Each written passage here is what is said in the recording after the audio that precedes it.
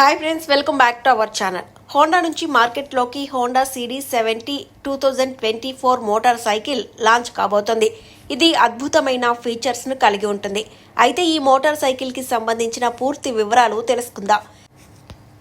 Japanese auto దిగ్గజం Honda motor సైకిల్స్కి మార్కెట్లో మంచి గుర్తింపు ఉంది.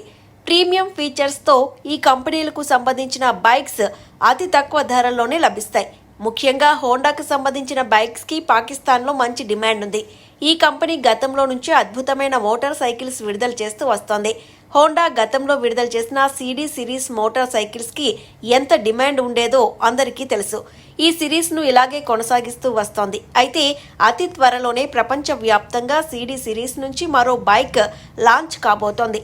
హోండా కంపెనీ సిడి70 2024 సిరీస్లో కొత్త మోటార్ సైకిల్ను విడుదల చేయబోతున్నట్లు తెలుస్తోంది. ఇది ప్రీమియం ఫీచర్స్తో లాంచ్ కానుంది.